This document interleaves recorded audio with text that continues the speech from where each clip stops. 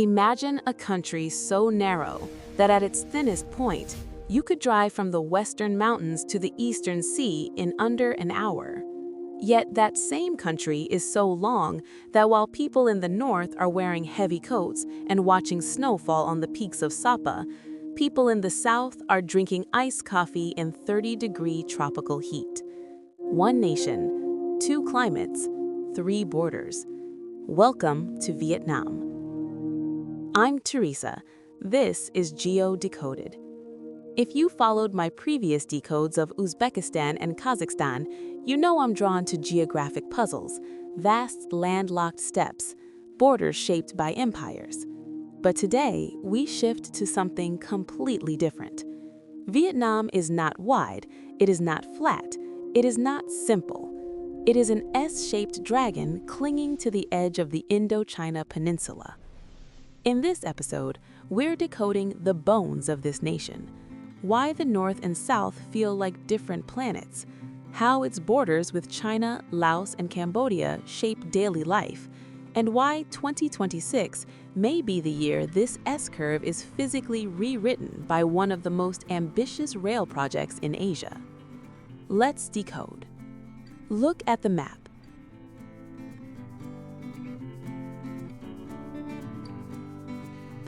Geographers often describe Vietnam as a carrying pole with two rice baskets at either end.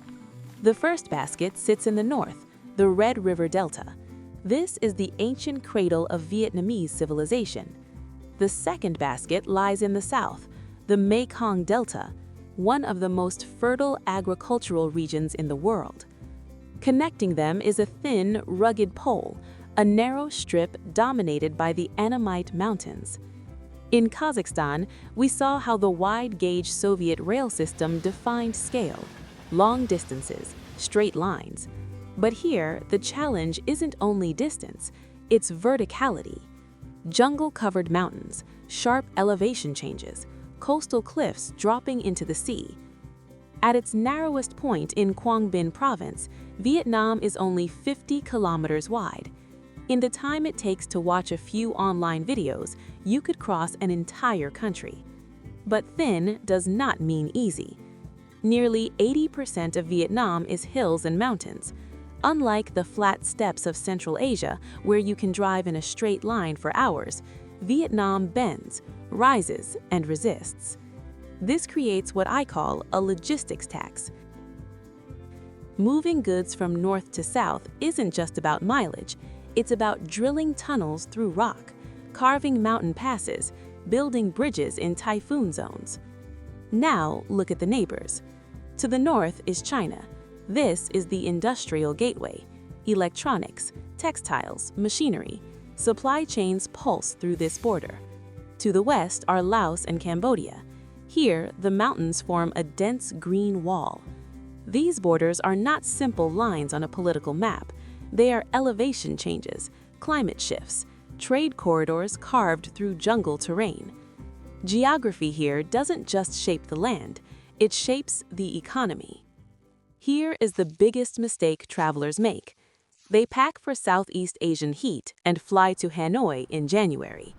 Big mistake. Because Vietnam does not have one climate, it has three. The north. Hanoi experiences 4 seasons. Winter temperatures can drop near 10 degrees Celsius. The cold is damp and gray. It settles into your bones. It feels closer to London than Bangkok. In the northern mountains of Ha Giang, frosts can coat the rice terraces. Further up in Sapa, snow is possible. Now travel nearly 1,600 kilometers south. Ho Chi Minh City has no winter. There are only 2 seasons, hot and dry, hot and wet. Temperatures hover near 30 degrees year-round. Humidity remains constant. The air feels thick. Then there is the Central Coast. This is the most volatile region. Between September and December, warm sea air collides with the mountain spine. Systems slow down, rain intensifies. This stretch becomes Typhoon Alley. So in Vietnam, the month you visit matters more than the city you visit. Now compare this to Uzbekistan. There, we decoded extreme aridity. dry heat that evaporates sweat instantly.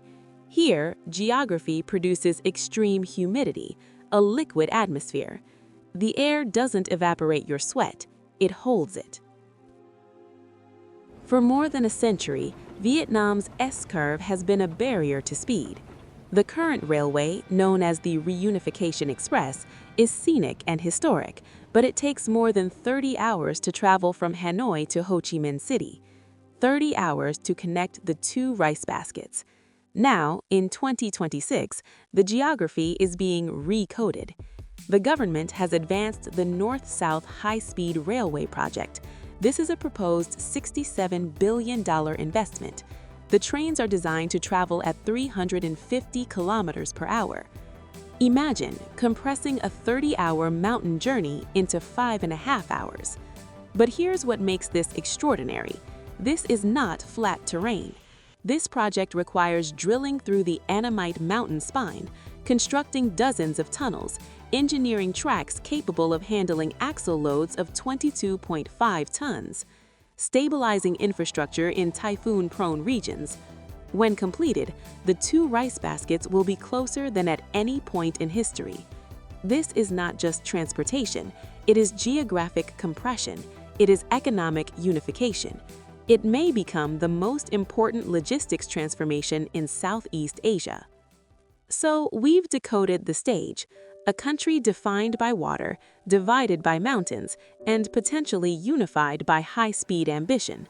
But geography is only the skeleton. To understand the heart of the dragon, we have to explore the things that don't immediately make sense. A cave so vast that it contains its own jungle and internal weather system.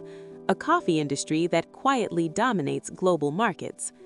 In the next episode, we move beyond the map to decode the unknown facts of Vietnam. This is Geo Decoded, and the dragon story is just beginning.